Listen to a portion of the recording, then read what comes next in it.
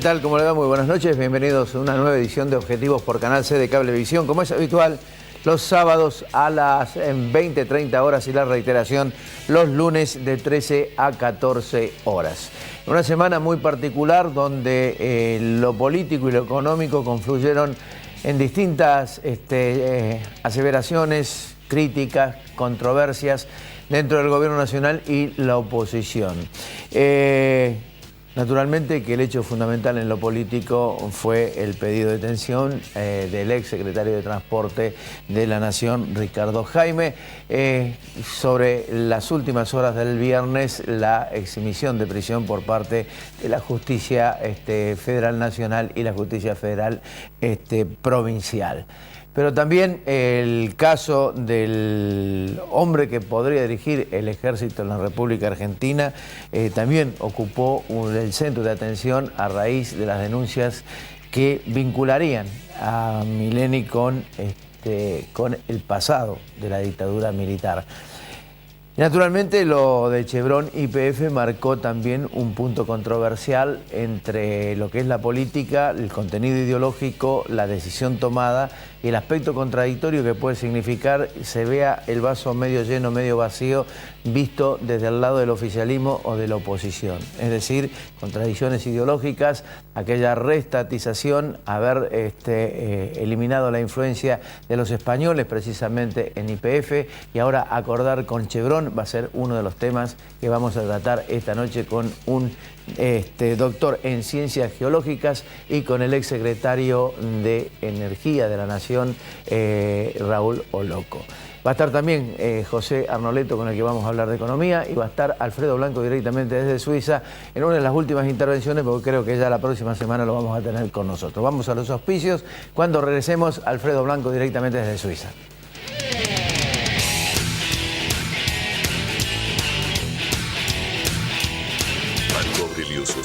www.fabicur.com.ar.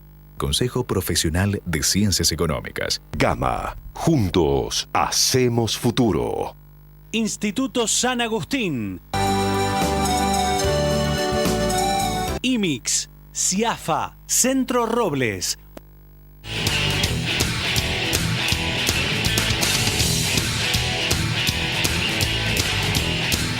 Decíamos la columna de Alfredo Blanco directamente desde Suiza con sus auspicios.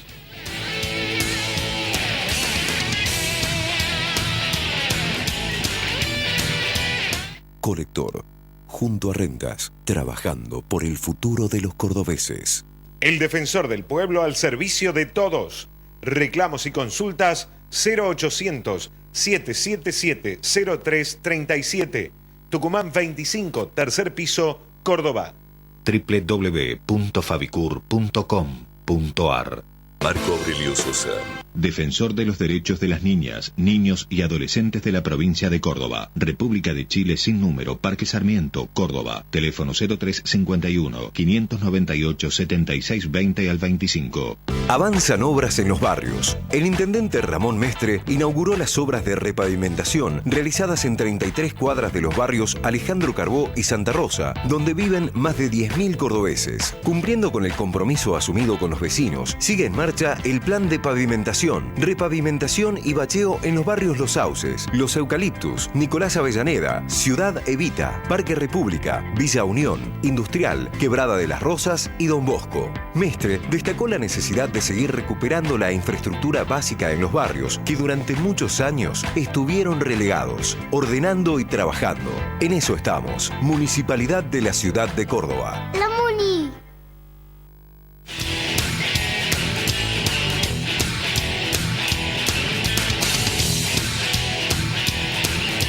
Hola Ricardo, ¿cómo estás?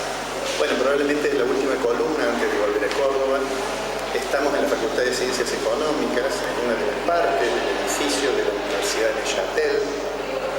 La Universidad de Neuchâtel tiene aproximadamente 5.500 alumnos. La Facultad de Ciencias Económicas tiene 800 alumnos, tiene 5 o 6 institutos de investigación y tiene a su vez aproximadamente 100 personas que trabajan para atender esos 800 alumnos. Pensaba yo en nuestra Facultad de Ciencias Económicas en Córdoba, que tiene 4.500 400 cargos docentes, pero tiene 14.000 alumnos. La facultad está enclavada en la universidad en un lugar muy agradable, en una zona con hermosos bosques, y viendo su currículum en materia, digamos, su plan de estudio, es una universidad, la parte de ciencias económicas, típica de las escuelas de economía, con una fuerte influencia de la escuela neoclásica. Quiero además hacer un comentario que tiene que ver con una noticia muy triste que recibí estando aquí en Neuchâtel. He visto hace un par de días que una persona con la cual hemos compartido momentos en nuestro programa y en otros ámbitos, el doctor Gropo, ha sido encontrado muerto en su domicilio, y esto sin lugar a dudas causa una gran tristeza, no solamente en el mundo académico, en todos los que lo hemos conocido.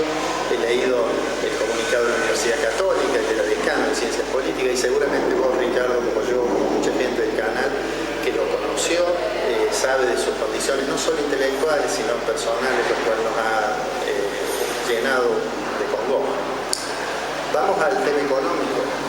En lo económico, la semana pasada el Fondo Monetario dio a conocer las nuevas proyecciones de crecimiento, y seguramente habrán visto que, por ejemplo, para el caso de España, ha corregido a la baja ese crecimiento. España sigue hundida en una crisis muy severa, y a la crisis económica española se le ha sumado ahora una crisis que tiene que ver más con el mundo de lo político, a partir de la detención del ex tesorero del Partido Popular, Bárcena, que ha comprometido con sus declaraciones no solamente a funcionarios que han sido ministros, sino al propio jefe de gobierno, Rajoy, y al actual secretario general del PP.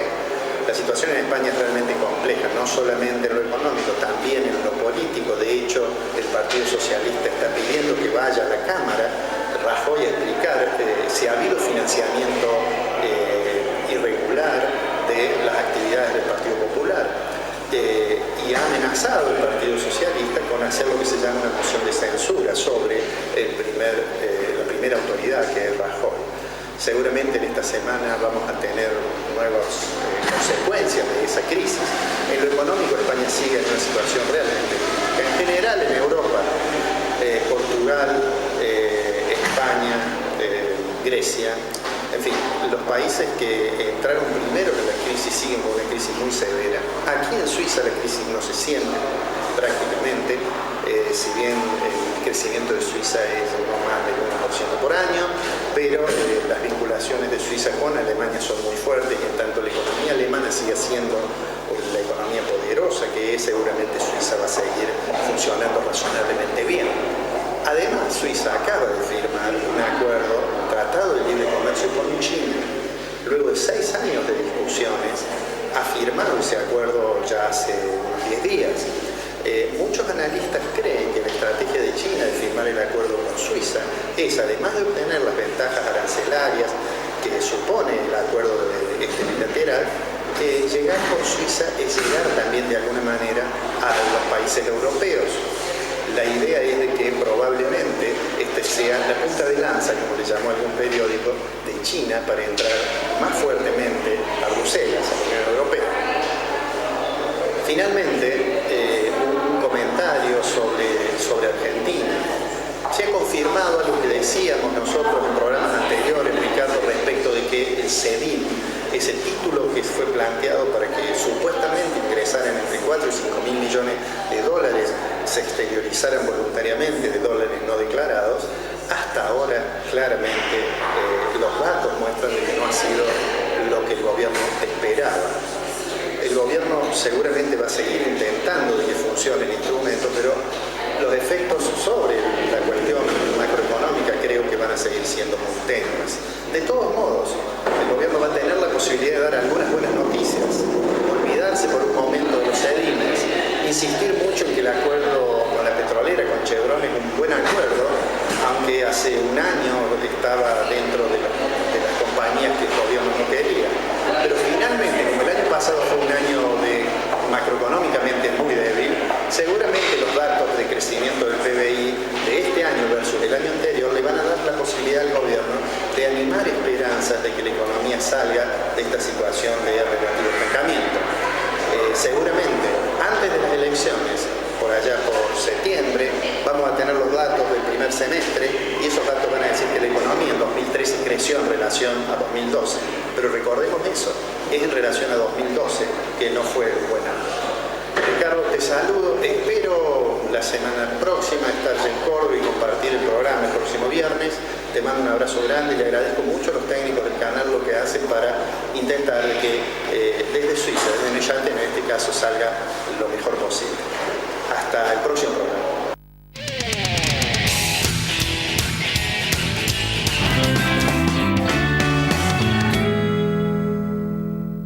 Si usted es contador público, licenciado en Administración o licenciado en Economía y ejerce la profesión de manera independiente o en relación de dependencia, debe matricularse en el Consejo Profesional de Ciencias Económicas. Consulte al teléfono 0800-555-2723.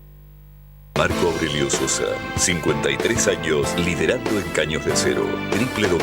www.marcoaureliososa.com.ar. La calidad, nuestra pasión. La satisfacción del cliente, nuestra obsesión. En Fabicur Ixa hacemos la vida más segura. www.fabicur.com.ar. Instituto San Agustín. Atención especializada con sistema de autorización y provisión de medicamentos oncológicos. Confiabilidad y seguridad. Certificación en normas ISO 9001.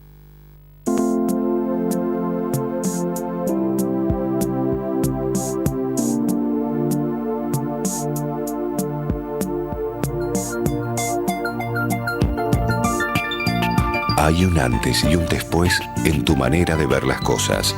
Descubrí tu mirada en High Definition. Novar. Ver mejor.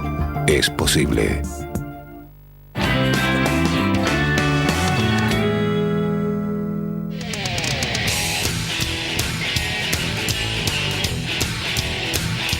Sí, lo decía Alfredo y me quiero sumar naturalmente a este hecho desgraciado que ha ocurrido en el transcurso de la semana y que significó la pérdida del doctor en ciencia política Alejandro Gropo, alguien que colaboró permanentemente con este programa, de quien supimos de alguna manera brevar en todo lo que hace a la intelectualidad política un desarrollo profesional realmente espectacular desde el punto de vista intelectual y que evidentemente va a dejar un vacío muy importante no solamente para quienes lo queríamos mucho como amigo, como persona, como ser humano formidable por otro lado, y también a la Universidad Católica de Córdoba, porque era el decano precisamente de la Facultad de Ciencias Políticas y Relaciones Internacionales. La desaparición de Alejandro deja un hueco muy profundo. No sé si se va a poder llenar o no, pero politólogos de la categoría, de la disciplina y de la sapiencia que tenía Alejandro son muy pocos, eran muy pocos en Córdoba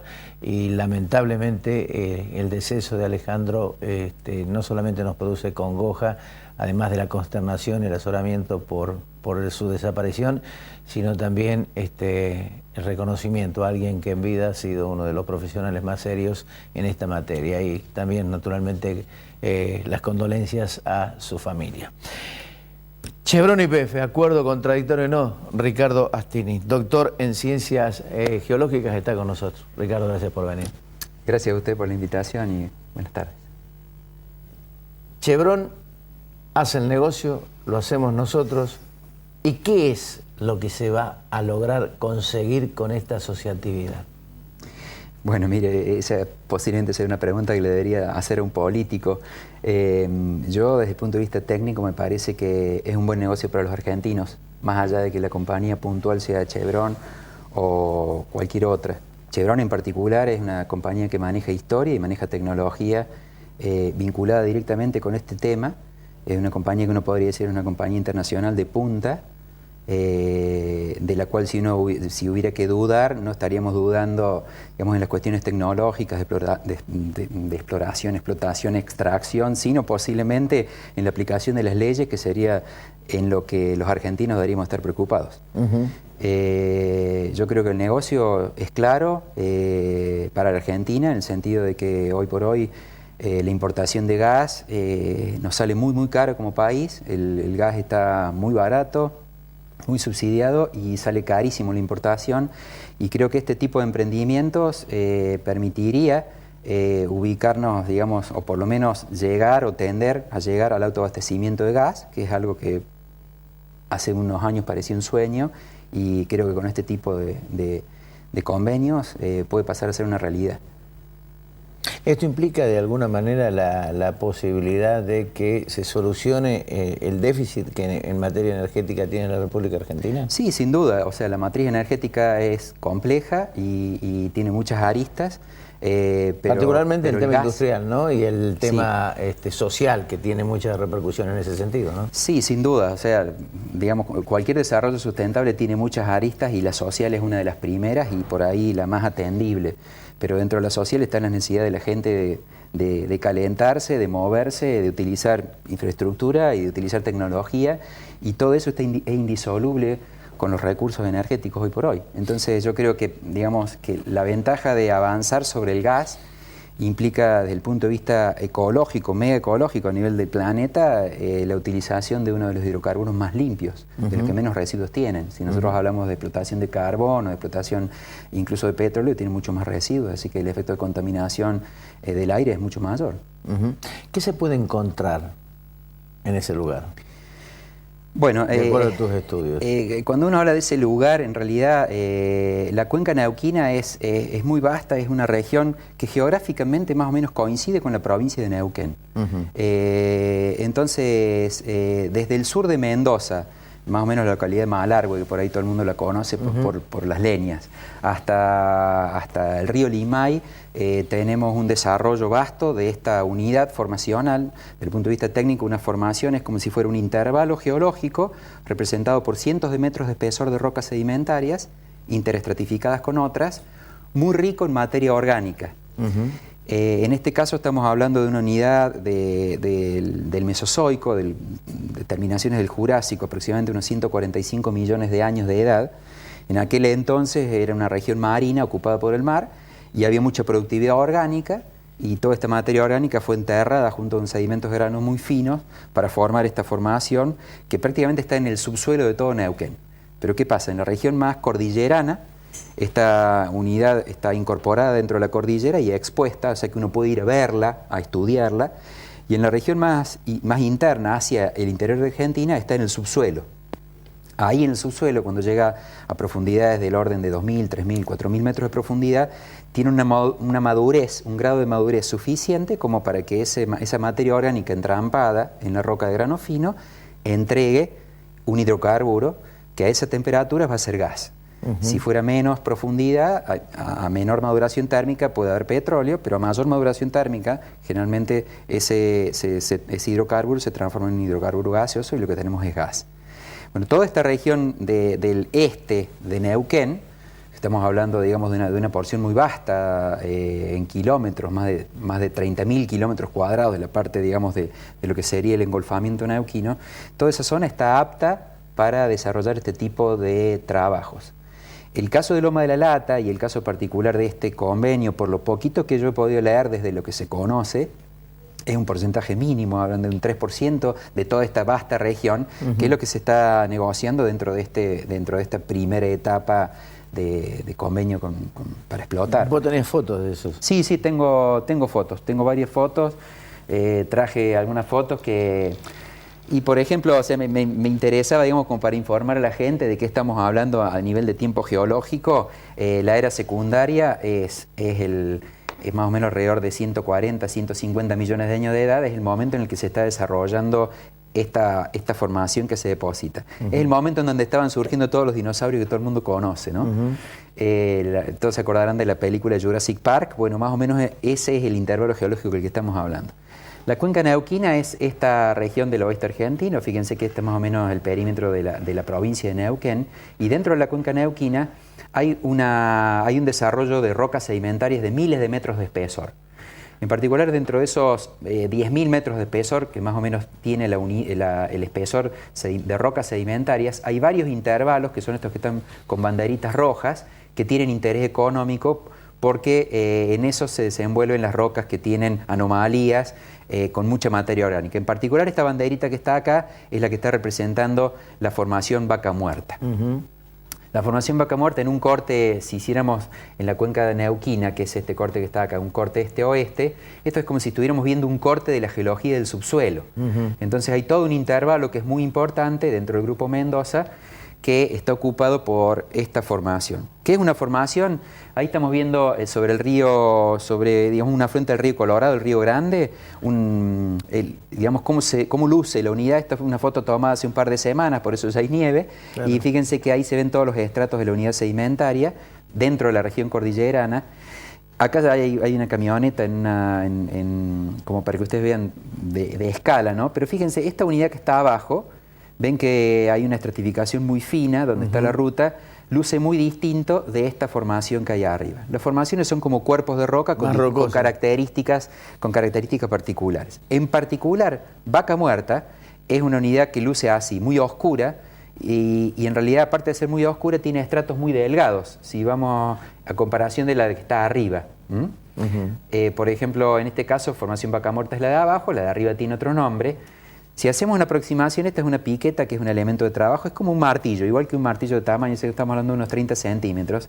Y ven que en esta unidad se alternan estas capas que son de carbonato, mezcladas con otras de color muy oscura, que son rocas de grano muy fino. Y esta es la ventaja que esta unidad tiene, fíjense acá tenemos otro detalle. Cuando se hace una explotación por esta metodología que se está proponiendo, que es la fracturación de estos yacimientos, lo que se busca es tratar de generar digamos, artificialmente patrones de fracturas y fisuras dendríticas que abarquen la mayor parte del espesor de la roca, como para que haya mucho contacto de roca en contacto con superficie de grieta agrietada, y por esas grietas se libere el gas que tiene atrapada la roca.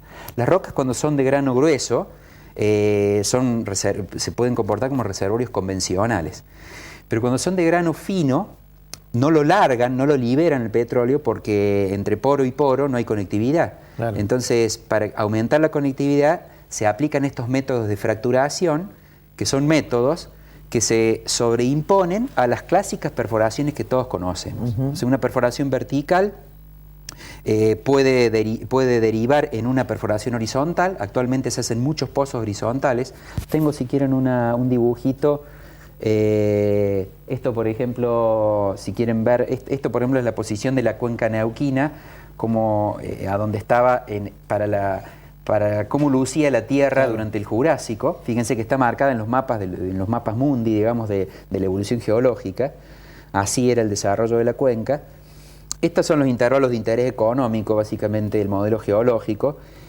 Y esto que está acá es como si fuera un block, diagrama. Hablamos de un diagrama en 3 dimensiones que más o menos muestra cuál es la diferencia entre los yacimientos convencionales y los no convencionales. Vaca Muerta es como si fuera este intervalo de color marrón entre 2 líneas amarillas, que es muy continuo, es como si fuera muy continuo a lo largo de toda la cuenca, y como es de grano muy fino, tiene el potencial de haber entrampado muchísima cantidad de gas porque está a suficiente profundidad. Ahí quería llegar a esa cantidad de gas. ¿Cuánto es lo que se puede llegar a producir Vaca Muerta? No sé cuánto, magnitudes, más o menos. No, miles de barriles. O sea, estamos hablando de que potencialmente en el corto plazo se va a quintuplicar la producción.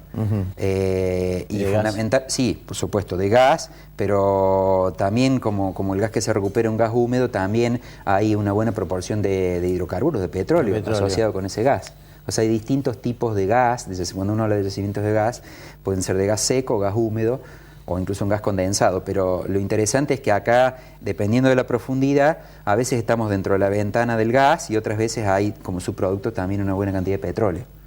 ¿Ese monto de inversión resulta suficiente a tu juicio, teniendo en cuenta tu experiencia dentro del marco de la geología y de lo que significa una inversión de esas naturalezas? A ver, yo no tengo experiencia, digamos, en magnitudes de inversiones. Posiblemente quien hable después de mí puede ser más claro al respecto.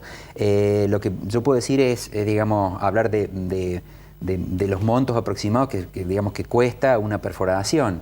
Y todos sabemos, por ejemplo, YPF a la actualidad Porque hay gente que dice, bueno, ¿para qué vamos a traer una compañía de afuera a explotar nuestros recursos? El tema es que YPF no tiene los recursos como para generar esa magnitud de explotación. YPF ya en el 2009 generó un plan, desde el 2007 viene trabajando, cuando era Repsol, viene trabajando en el tema, y yo diría que es uno de los líderes mundiales en desarrollo YPF, podemos estar muy orgullosos de YPF, pero básicamente lo que le falta es el aporte económico y tecnológico. Actualmente, digamos, en el 2012, por ejemplo, ya había unos 24 o 25 pozos de esta naturaleza, ya con el objetivo, digamos, de shale gas en esta cuenca, en Loma de la Lata, en Cuenca Neuquina. Pero estamos hablando de pasar en poquito a 100 y en unos cuantos años a 1500 pozos. Y los pozos estos son pozos verticales con derivación horizontal, de manera que cubren arealmente un espacio muy grande y tienen, obviamente, o sea, la ventaja de esta metodología es que los pozos tienen más durabilidad, porque una vez que se hacen, la roca queda fracturada y durante mucho tiempo va percolando y va fluyendo el pozo una cantidad de gas, X. Y eso es lo que se va a consumir. Ricardo, muchas gracias. Gracias por esta clase de geología, porque por lo menos destrabamos algo que particularmente desconocía.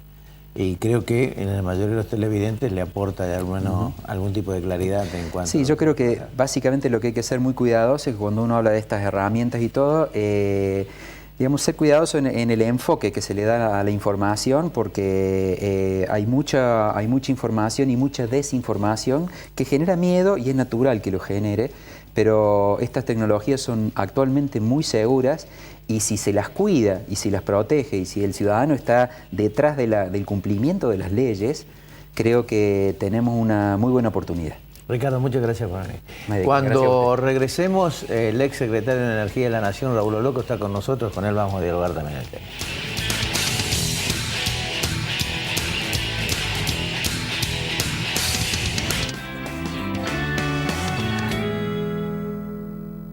SIAFA, Sistema de Autorización y Provisión de Medicamentos Oncológicos. Confiabilidad y seguridad. Certificación en normas ISO 9001. Cooperativa Horizonte entrega 80 viviendas por mes.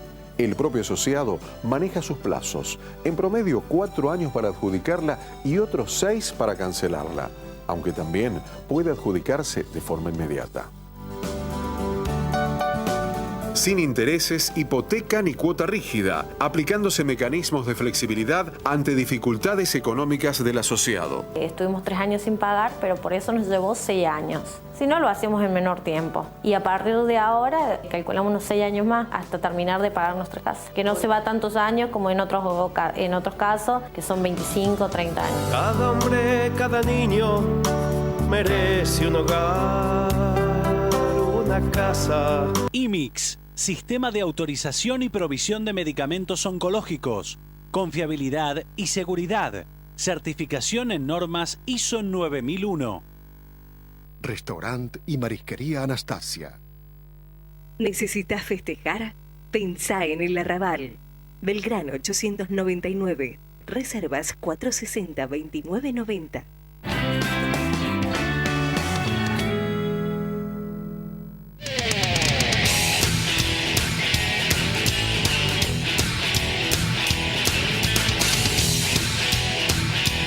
Bien, la otra faceta del análisis de Chevron, el tema Chevron YPF, que fue, digamos, decíamos al comienzo del programa, el tema de la semana.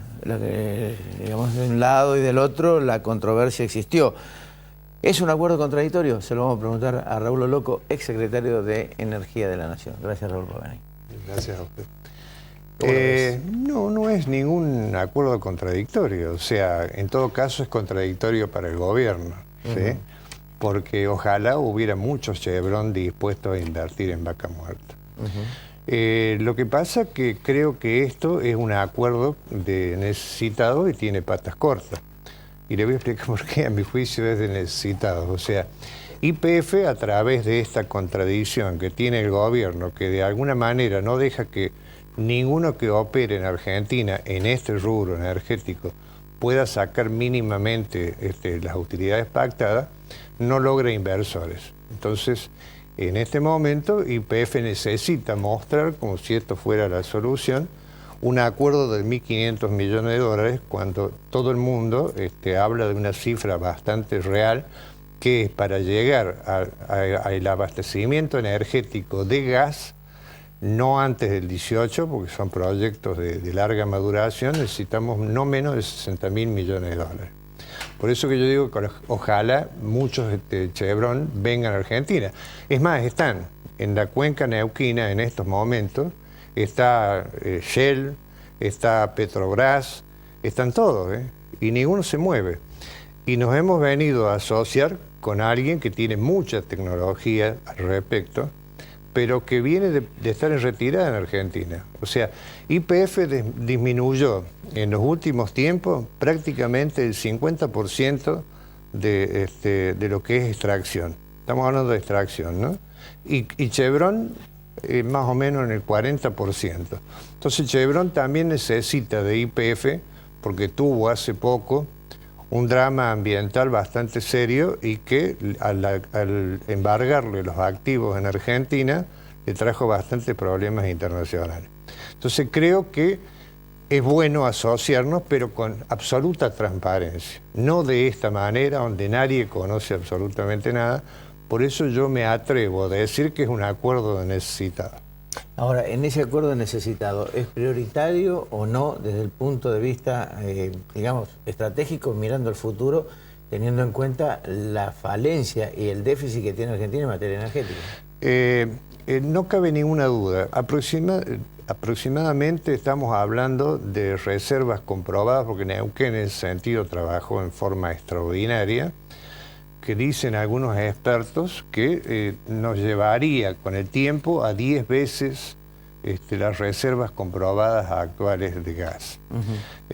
Como dijo el panelista recién, o sea, el gas es muy limpio, es una cosa que Argentina tiene que hacer todo lo posible en ese sentido, pero esto es una gota en un océano. O sea, es el comienzo, pero ¿por qué no lo hicimos de forma transparente? O sea, ¿por qué no viene la pregunta que creo que tenemos que hacer? ¿Por qué hace tanto que venimos declinando? O sea, hasta hace 2 años teníamos suficiencia energética, ahora no la tenemos.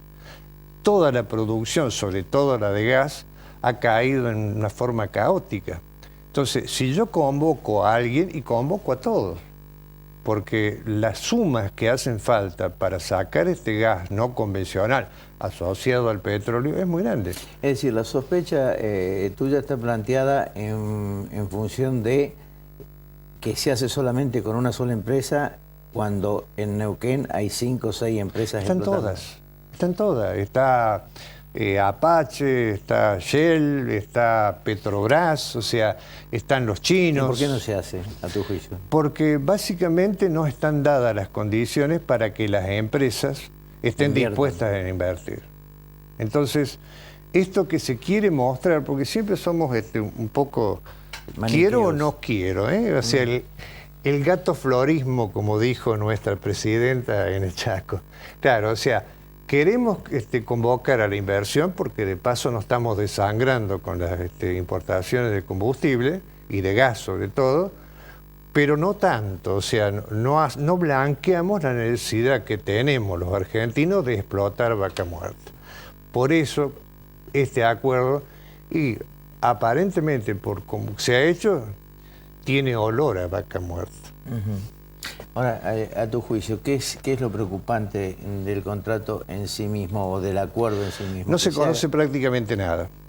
Bueno, algunos detalles sí, el 20% pero digamos, que puedan, o sea, abren el juego por lo menos a lo que anteriormente estaba un poco... Le hago una pregunta muy simple porque uno va, o sea, los grandes jugadores de estos internacionales no son ningunos tontos y van detrás de un beneficio económico que en algunos lados son más o menos grandes que otros, ¿sí?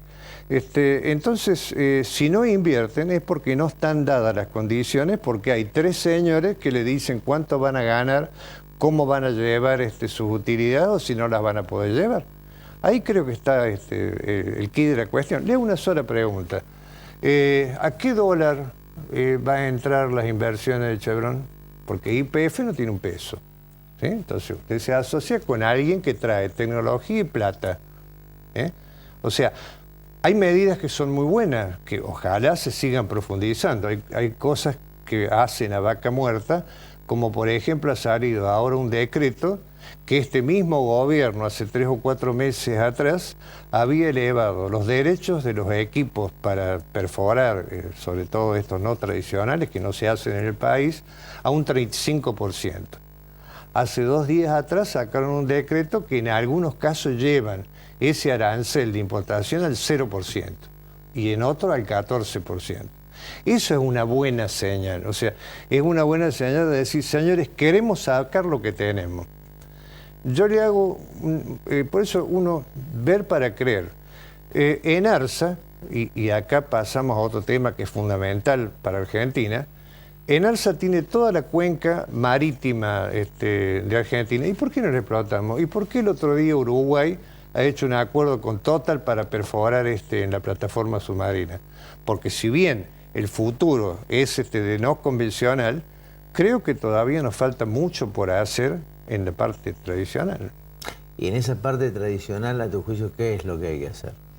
Básicamente volvemos siempre a lo mismo, o sea, reglas de juego claras y para todos. O sea, una política y claro, una política de combustibles. Y sobre todo, digamos, una política energética que prevea ser, digamos, de alguna manera razonable en el tiempo. ¿Se perdió mucho tiempo? Nunca es tarde. Y creo que hay ejemplos, por ejemplo, que hablan a las claras de lo que Argentina puede hacer y gracias menos mal que tenemos este tipo de potencial. Usted recuerda el Plan Houston, casi nadie se acuerda. ¿Sabe por qué casi nadie se acuerda? Porque fue lo más exitoso que hubo en Argentina, a donde se convocó a todas las empresas del mundo y se le otorgaron áreas de exploración. Entre ellas la de General Lavalle, que bueno, no tuvimos suerte los cordobeses de encontrar ni petróleo ni gas, ¿sí? Entonces eso permitió hasta hace 2 años el autoabastecimiento argentino prácticamente, porque hay que recordar siempre que YPF no solamente viene decayendo, salvo ahora digamos que ha aumentado un poco la producción, sino que tiene nada más que el 30% de lo que significa la necesidad de Argentina. El resto son empresas privadas. ¿Es posible su juicio de que en la medida que se vaya reduciendo el déficit en materia energética a través de lo que se pueda rescatar en las posibles inversiones y de lo que esas inversiones produzcan, ese dinero que hoy se utiliza para comprar energía, se reinvierta en estas áreas? No, mire, hay que ser realista, sobre todo porque si no el relato tiene patas cortas, ¿sí? Y la realidad indica que todas las inversiones en materia energética son gigantes y maduran con cierto tiempo. Entonces, cuando usted plantea recién del tiempo perdido, y nada es gratis, o sea, el lucro cesante es cada vez mayor. Entonces, hay que empezar ya a invertir, pero no tratando de lo que lo ahorro, porque usted va a tener que seguir importando combustible. Este gobierno, el que venga, y durante mucho tiempo, o sea, retomar la senda de Argentina productiva en ese sentido, y va a llevar no menos de 5, 6 o 10 años. Esto hay que asumirlo para arrancar y arrancar cuanto antes. Entonces, a mi juicio, este acuerdo lo único que hace es demorar la solución definitiva, que es convocar, digamos, con pautas razonables a que nos ayuden a extraer lo que tenemos y rápidamente, porque está bajando el precio justamente del gas en el mundo. Entonces, creo que eso tenemos que cuanto antes convocarnos todos los argentinos y todos los capitales, que es una industria de capital intensivo. Raúl, gracias por venir. Gracias por la gentileza que ha tenido. Cuando regresemos, el contador José Arnoleto, el presidente del Consejo Profesional de Ciencias Económicas, con él hablamos de economía aquí en Objetivos. No se mueva, ya volvemos.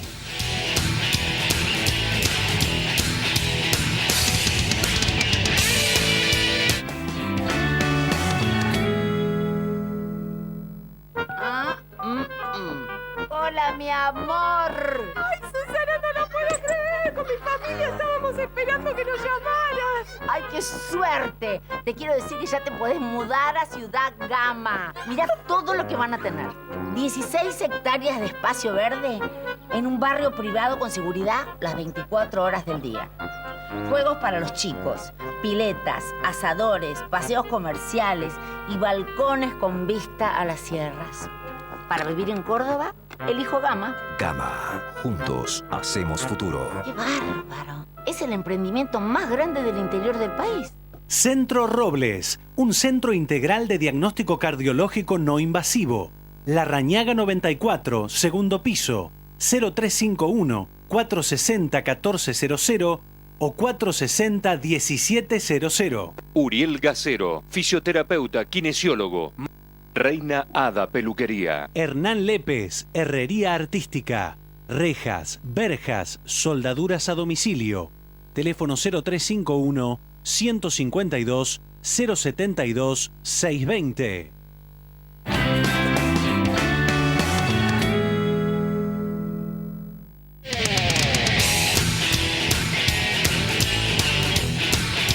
Vamos a arrancar primero con el contador José Arnoleto, al que le damos la bienvenida. Gracias por venir. Con lo que publica hoy el diario Alfil, y que es resultado producto del estudio que ha realizado, el simulador que ha realizado el Consejo Profesional de Ciencias Económicas. Ganancias de una suba salarial anual del 25% se pierden 5 puntos. El Consejo Profesional de Ciencias Económicas presentó un simulador del cálculo del impuesto, reclamó una equiparación de la situación de los trabajadores independientes con los que están en relación de dependencia. Y el Instituto de Investigaciones del Consejo Profesional de Ciencias Económicas dice: con la actual inversión no se puede crecer más del 3% anual.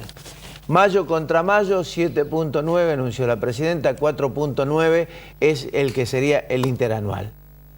Vamos a hablar con Arnoleto. Primero empecemos por esto, sí. José. Ganancia de una suba salarial anual del 25%, se pierden 5 puntos en el incremento. ¿Qué es lo que ocurre? Impuesto a las ganancias tiene... Primero, hay un punto clave que preguntan inicialmente si el salario es ganancia o no es. Nosotros entendemos que el salario es ganancia, es una de las 4 categorías del impuesto a las ganancias. Renta del suelo es la primera, renta de capital es la segunda, renta de las empresas la tercera y renta del trabajo personal es la cuarta. En esta cuarta van quienes reciben salarios por estar en relación de dependencia y todos los profesionales, autónomos, cuentapropistas y demás, que esta es su categoría de impuestos. ¿Qué es lo que ocurre con el impuesto? Porque si siempre estuvo grabado el salario, es noticia en los últimos años. Porque al no ajustarse, 2 cosas. Primero, la escala del impuesto, que va a tramos de hasta 10.000 pesos, de 10.000 a 30.000, de 30.000 a 60, y la máxima escala está en 120.000 pesos anuales de ingresos, y eso ya implica 35% de impuesto a las ganancias. Entonces, ¿qué ocurre? En los asalariados, cuando 10 años atrás el problema de impuesto a las ganancias era problema de la gerencia general de la empresa y de alguna gerencia, pero no bajaba de la segunda línea del organigrama para abajo, hoy pasa a ser un problema de prácticamente la planta laboral o la planta de trabajadores completa en algunas instituciones. En Córdoba, EPEC, municipalidad, varios lugares. Entonces empieza a ser cada vez más noticia porque empieza a impactar, producto de esta escala atrasada y de ciertos mínimos no imponibles que vienen, si bien se han actualizado en los últimos años bastante menos que la inflación, lógicamente hacen que de ser un problema de pocos, impuesto a las ganancias, y después podríamos hablar de bienes personales porque pasa exactamente lo mismo. Claro, está planchado en 300.000 pesos. 300.000. Cuando fue 100.000 hasta el año 2005 pasa a 300.000, cuando los precios se multiplicaron por 6 o por 7 en la economía, y si te pasás de 305.000, un peso pagás desde el peso número 1. Claro. Es decir, no desde el 305.000 como ocurría con el límite anterior. Entonces esto hace que lo que antes era un problema de pocos hoy se ha masificado y lleva a movimientos sindicales. ¿Y qué ocurre? En un país que está queriendo controlar la inflación, la noticia nuestra, si de 25, 5 van al bolsillo de AFIP, solo 20 al bolsillo del trabajador o 19%, el trabajador va a decir, no, yo quiero que me queden de bolsillo 25. Claro. Con lo cual los ajustes salariales deberían ser de arriba del 30%. No lo puede sostener la economía, no lo pueden sostener los empresarios, no lo puede sostener el propio sector público que tiene que pagar buena parte de estos salarios a quienes trabajan en relación de dependencia en el sector público. Es más, se está dando caso, por ejemplo, de empleados que horas extras ya no las quieren trabajar.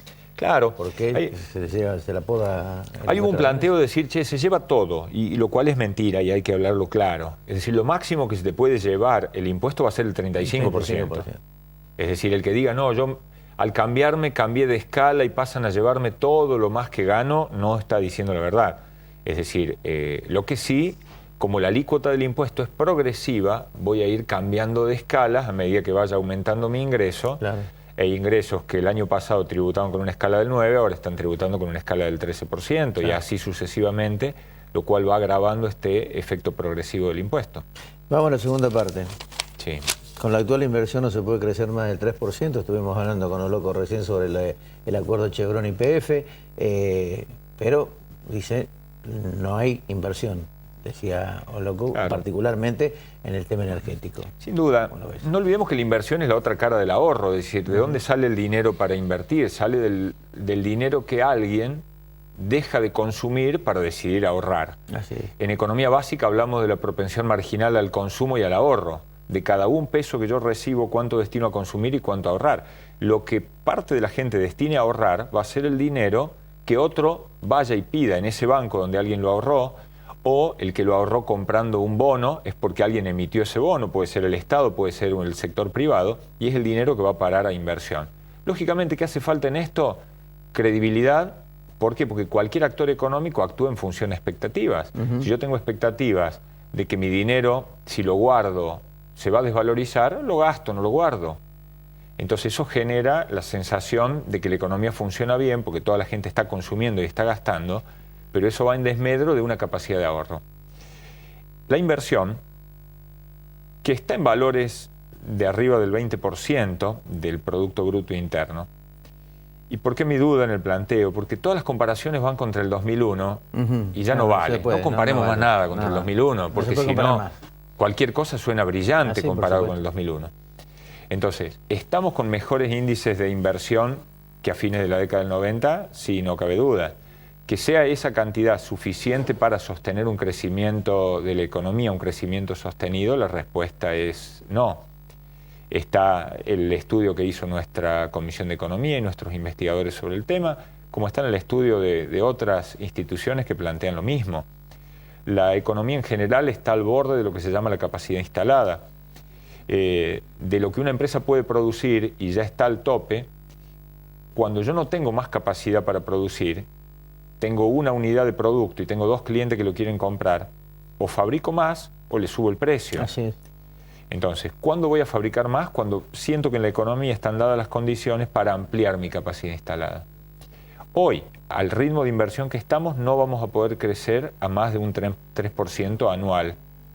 Y vemos los baches en infraestructura, vemos los problemas en industrias de base. No es malo 3%, teniendo en cuenta cómo crecen los otros países latinoamericanos. Pero es malo con respecto a algunos países latinoamericanos. Es malo con respecto a otros países latinoamericanos. No cabe duda. Y es malo con respecto al porcentaje de crecimiento, los porcentajes de crecimiento que tiene la Argentina en estos últimos tiempos.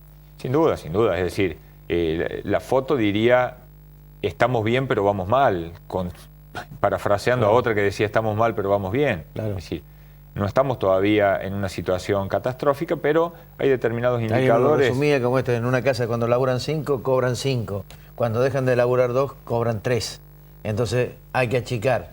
Seguro. Y esto pasa exactamente lo mismo a nivel nacional. Cuando vos crecías al 8%, tenías desplegada una estrategia económica que implicaba una amplitud. Claro. Hoy al 3% o al 4% implica achicar precisamente la masa de...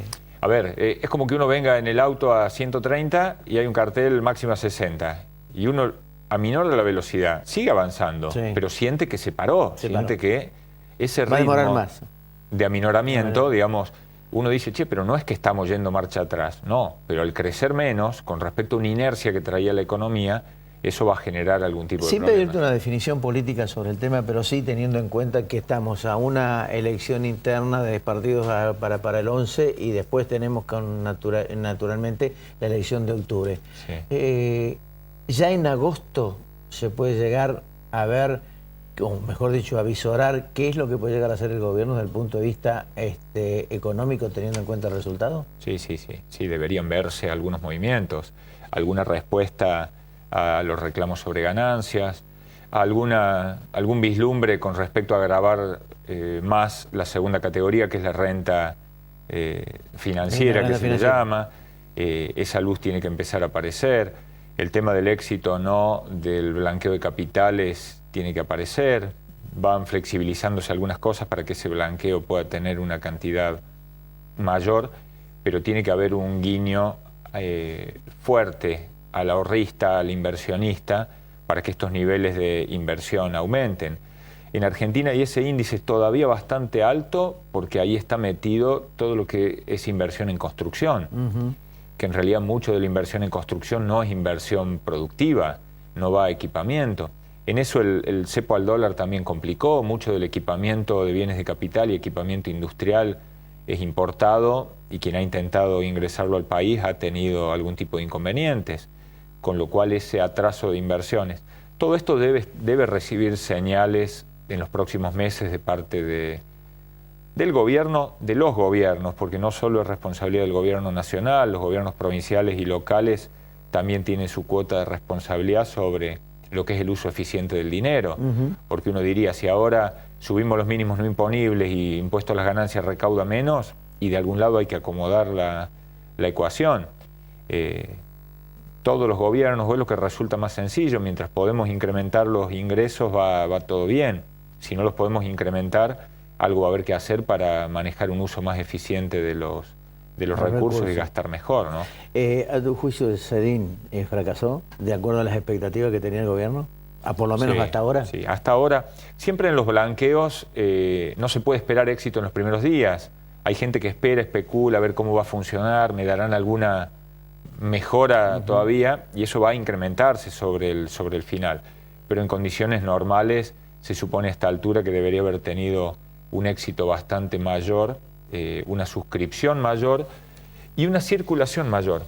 En donde hay un fracaso absoluto, decían, este bono va a andar circulando de mano en mano y nadie se va a presentar a cobrarlo. Y el 80% de los SEDIN que se emitieron se usaron para una operación inmobiliaria y el que lo recibió se presentó en ventanilla y recuperó los dólares. Ni siquiera quiero meterme a pensar de que ha habido maniobras fraudulentas de dos amigos que blanquearon y que se cruzaron las escrituras de sus inmuebles y se hicieron de dólares blancos. A un costo de una escritura.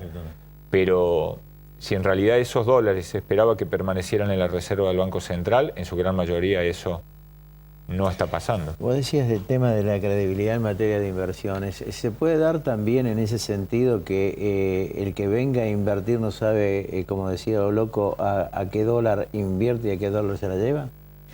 No es que no sabe, sí sabe. Sí sabe. Sí sabe, y sabe que alguien se está quedando con su diferencia.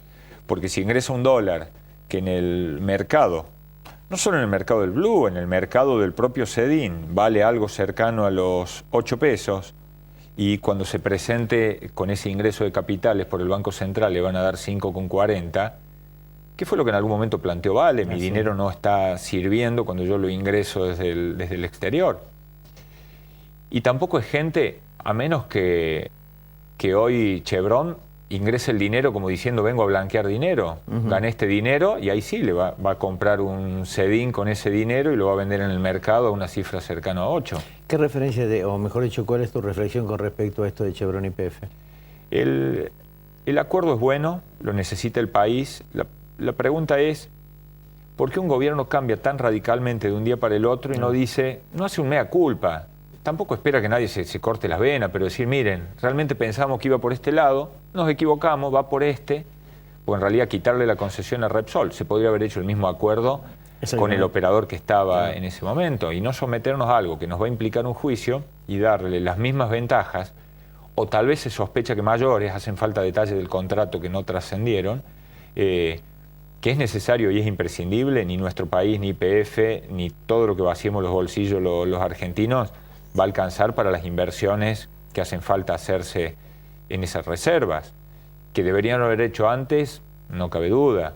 Que podría haberse hecho con el operador que estaba, tampoco caben dudas. Que ahora lo que deja una duda importante lo que decía Loco también, ¿por qué no se abrió al resto de las empresas que están explotando Neuquén? Tengo una inquietud en lo personal, y aquí no comprometo la institución. Argentina está litigando en Estados Unidos. No es el del CIAD, para mí el de los holdouts. De los holdouts. Griesa. Es justicia norteamericana, esta empresa es norteamericana. No deja de ser un guiño importante. Che, Obama, acomodame este temita que tenemos acá con los holdouts y te libero inversiones para allá. Pero te digo, es una apreciación absolutamente personal. ¿Me permití que la comparta? Sí. Creo que fue por ese lado. Te agradezco, así no me quedo solo. José, gracias por venir. Por favor, gracias a vos, Ricardo. Señores, esto fue todo por hoy. Nos volvemos a encontrar el próximo sábado a las 20:30 horas aquí en Canal 6. Chao. Buen fin de semana.